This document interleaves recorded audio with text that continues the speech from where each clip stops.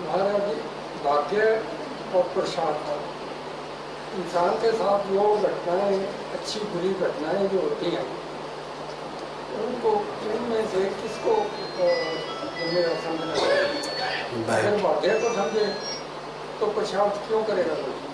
प्रसाद माने पुरुषार्थ। हाँ, बैठिए।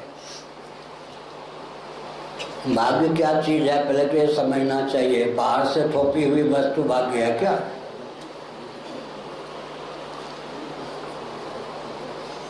राठौर जी है ना ये। भाग्य चीज क्या है पहले यह समझना चाहिए। पूर्व जन्म में या पूर्व जन्मों में जीव ने जो खोटे खरे कर्म कर लिया, शुभाशुभ कर्म किया, वे जब अंतर्यामी परमात्मा की प्रेरणा से उस बंदे या जीव को फल देना प्रारंभ कर देते हैं, तब उन्हीं का नाम भाग्य, प्रारब्ध, अदृष्ट होता है या दैव होता है। इतने नाम: भाग्य, प्रारब्ध, अदृष्ट, दैव। किसका नाम है? पूर्व जन्मों में बंदे ने, जीव ने जो खोटे या खरे कर्म किया, उनमें जिस कर्म का या जिन कर्मों का फल अंतर्यामी परमात्मा की प्रेरणा से प्राप्त होने लगता है, उसी का नाम प्रारब्ध, भाग्य या दैव है। 1 लाख रुपये बैंक में जमा किया, 1000 खर्च के लिए निकाल लिया। 1000 जो खर्च के लिए निकाल लिया वो हुआ प्रारब्ध, दैव या भाग्य के समान। 99,000 जो जमा है वो संचित के समान। जिन कर्मों ने फल देना प्रारंभ कर दिया है, किसी दूसरे के द्वारा किया हुआ नहीं, अपने द्वारा ही पूर्व जन्मों में किए गए जो कर्म हैं, उनमें जिन कर्मों ने फल देना प्रारंभ कर दिया है, उन्हीं का नाम प्रारब्ध है। अब पुरुषार्थ को ही पौरुष कहते हैं। पौरुष, रस्साकसी, कभी प्रारब्ध प्रबल हो जाता है तो कभी पौरुष प्रबल हो जाता है। साथ ही साथ महाभारत में यह लिखा है, अनुकूल प्रारब्ध को भी प्रकट करने के लिए पुरुषार्थ या पौरुष की आवश्यकता है। एक भूमि है पृथ्वी, एक है बीज। बीज को अगर कोठी में ही रहने दें तो अपने आप उससे अंकुर नहीं पैदा होंगे।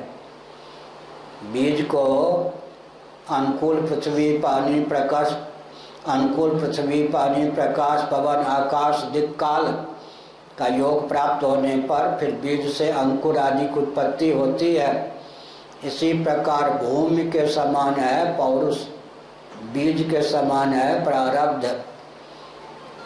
अच्छे प्रारब्ध भी प्रयत्न करने पर प्रकट हो जाते हैं, नहीं तो दबे रहते हैं। अब बुरे जो प्रारब्ध हैं वह देवी देवता की आराधना से, उचित उपाय से क्या होते हैं? क्षीण हो जाते हैं।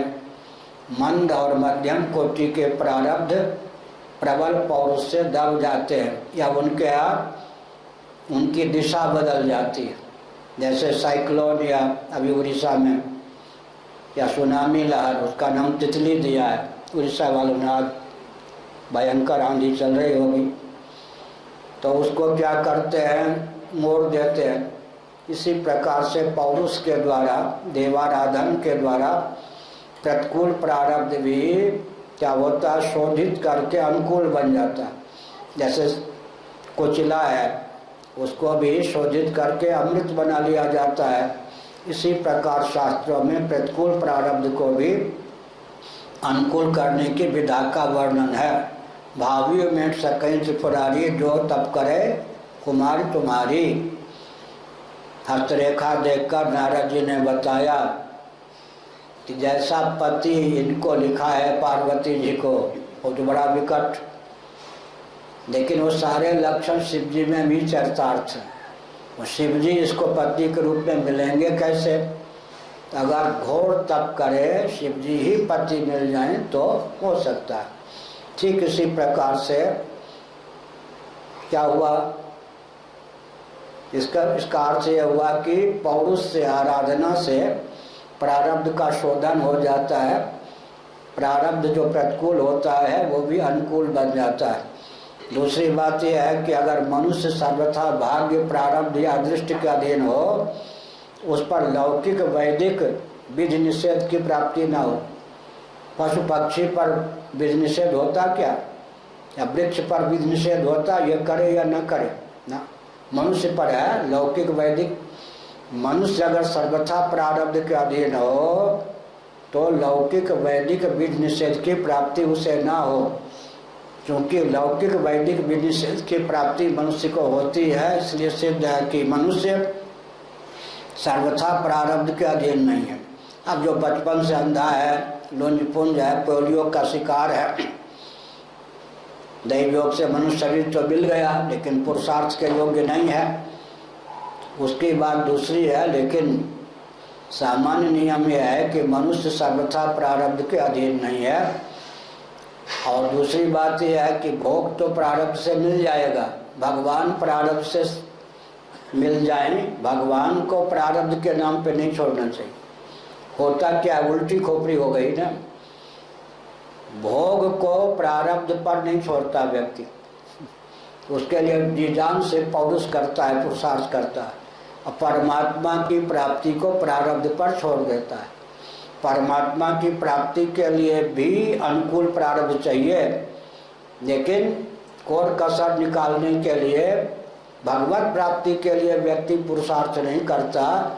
प्रारब्ध से जो भोग मिलना है उसके लिए भी प्रयत्न किए बिना नहीं रहता। प्रारब्ध के 3 फल हैं, जाति, आयु, भोग। जाति का अर्थ होता है जन्म, तो हो ही गया, उस पर बस नहीं है, जो होना था हो गया। स्त्री, पुरुष, मनुष्य, मनुष्यों में ब्राह्मण, क्षत्रिय, वैश्य इत्यादि। उधर वृक्ष बन गए, चिड़िया बन गए, पशु बन गए। मनुष्य की बात मैं कह रहा हूँ, एक तो काम कर ही दिया प्रारब्ध ने। प्रारब्ध का पहला फल है जाति, जाति बने जन्म, तो हो गया। प्रारब्ध का दूसरा फल क्या है, आयु। श्वास प्रश्वास की निश्चित अवधि या श्वास प्रश्वास का निश्चित कोटा। मार्कंडेय जी की आयु कम थी। जैसे भारत की मुद्रा और अमेरिका की मुद्रा, डॉलर आदि में अंतर है या नहीं। ब्रह्मलोक के समय और मर्त्यलोक के समय में अंतर है या नहीं। अच्छा, अमेरिका के सूर्योदय सूर्यास्त में भारत के सूर्योदय सूर्यास्त में अंतर है या नहीं। इसी प्रकार से आयु पर भी वरदान के द्वारा, संयम के द्वारा क्या है, संयम किया जा सकता है। भोग पर भी नियंत्रण पौरुष के द्वारा किया जाता है। तो प्रारब्ध के जो 2 फल हैं, कौन कौन, भोग और आयु, उस पर प्रयत्न के द्वारा संयम किया जा सकता है। और कोई प्रश्न, एक प्रश्न